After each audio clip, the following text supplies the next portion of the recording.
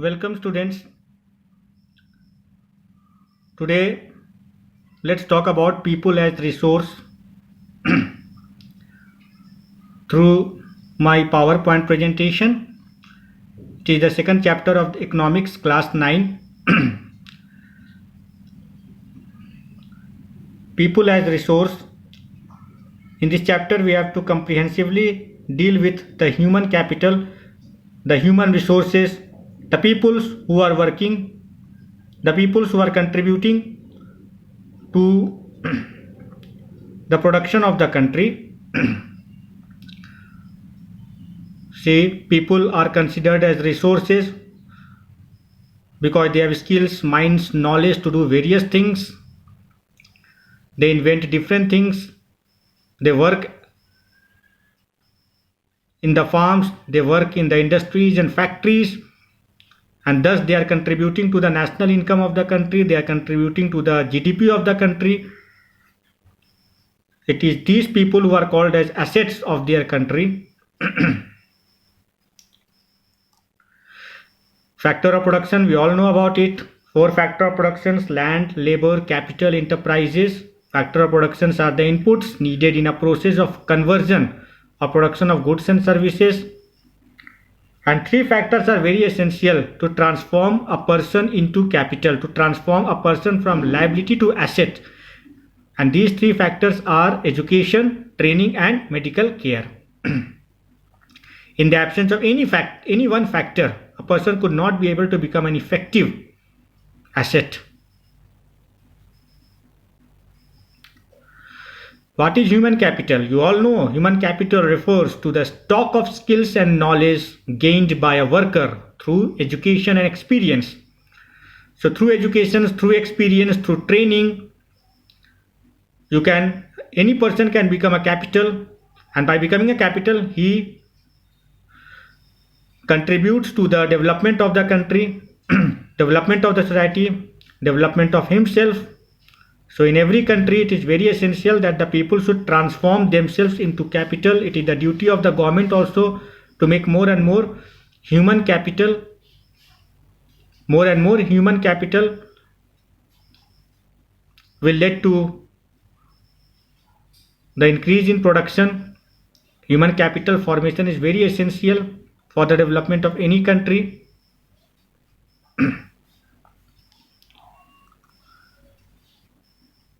And where the peoples are working in the sector, economic sectors, primary sector, where the peoples are working by using the natural resources, secondary sector, manufacturing sector, tertiary sector is not producing anything. It only forms the development basis of the development of primary and secondary sector.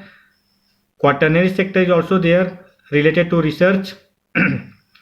The primary agriculture, secondary in all the industries and factories comes under secondary sector. Tertiary sector, banking, insurance companies, storage, transportations, all comes under tertiary sector.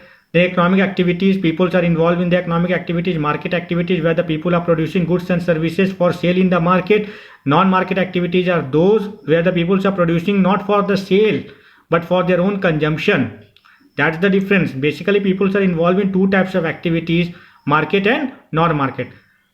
For example, a farmer is producing crops for sale in the market. That is market activity. But if he is producing crops for his own consumption, for the consumption of his own family, that is non-market activities. So basically, the people are involved either in market activities or in non-market activities. The gender division of labor, assignment of labor on the basis of gender, that male work outside home, female are supposed to work inside, dealing with household chores, looking after the children's. And this division of labor, gender division of labor, has curtailed the freedom of women, particularly in our Indian society. They are not getting the opportunity to work outside. They are not getting the opportunity to express their talents and skills And in our country, the condition of women is very miserable. We all know meager education is there among them. They paid low compared to women. Majority of women who are working outside and they are engaged in unorganized sector where there is no job security. Only few women are there who got the opportunity of higher education are employed in higher services. Role of education is very important in capital formation. See, these are the important points. Education bears fruits in terms of goods. Education increases the efficiency.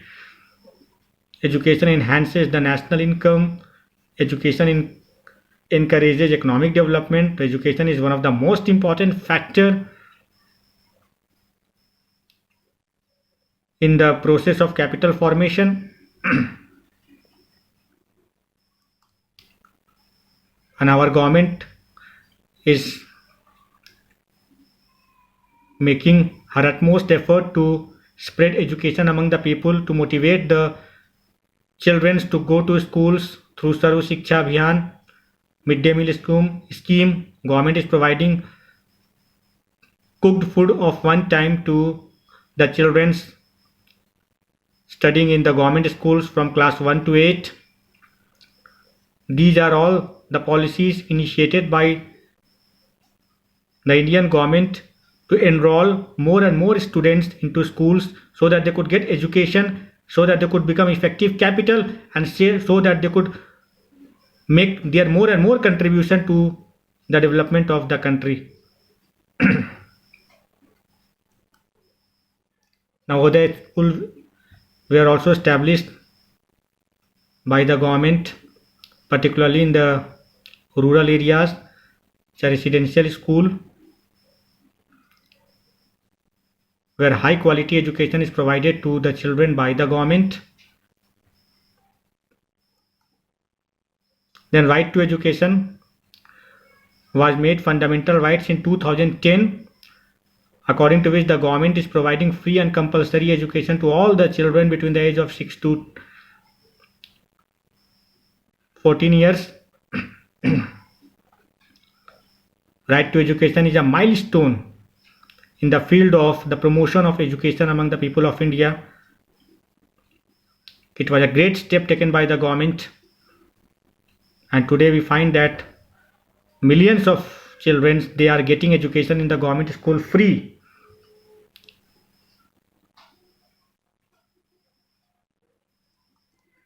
Health is also very important. We all know health is wealth, and if you are not in a good health, if you are suffering from diseases, if you are not physically fit, in spite of your qualification, in spite of your degree, in spite of your talent and skills, you could not be able to work, you could not be able to go to office, you could not be able to get education because you are not well, you are physically unfit. So health is, I think, in my opinion, health is the most important factor, because even without education people can earn, without training people can earn, but without health it's practically not possible for a person to work.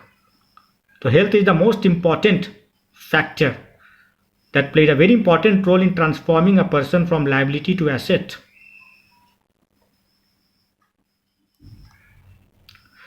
Then unemployment we have discussed. Those persons who are without work, who wanted to work, who are willing to work but are not getting work, that is unemployment. Unemployment does not only mean a person is out of work, then all the children could be called as unemployed. All the students who are studying in schools and colleges could be called as unemployed. No, they are not unemployed. Unemployment is that state where a person wanted to work but he is not getting work. It is defined as a situation where someone of working age is not able to get a job but would like to be in full-time employment. It's a phenomena that occurs when a person is actively searching for employment, is unable to find work. There are various types of unemployment. Seasonal unemployment, particularly among the farmers. At one time they became unemployed when they are waiting for the maturation of their crops during lean season. Disguised unemployment, where a person is unable to utilize his full working capacity. Technological unemployment is there. Educated unemployment is there in the rural areas. educated unemployment, particularly in the urban areas. So these are the various types of unemployment. Unemployment is a very serious problem of our country, particularly because of unemployment. The people are not getting work, and people are not getting work, they are not contributing to the development. Their talents are we find in a state of wastage of the resources is going on. We fail to tap the talent and skill of the people.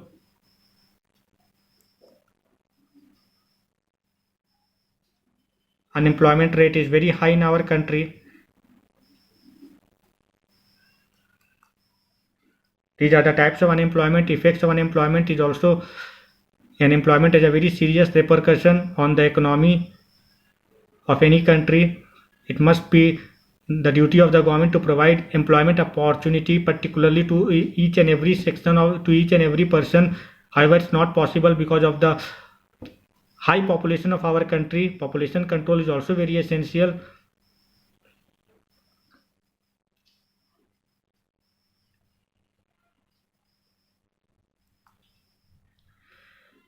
See, two forms of unemployment: rural and urban unemployment. Seasonal, disguised, educated, frictional, technological, cyclical.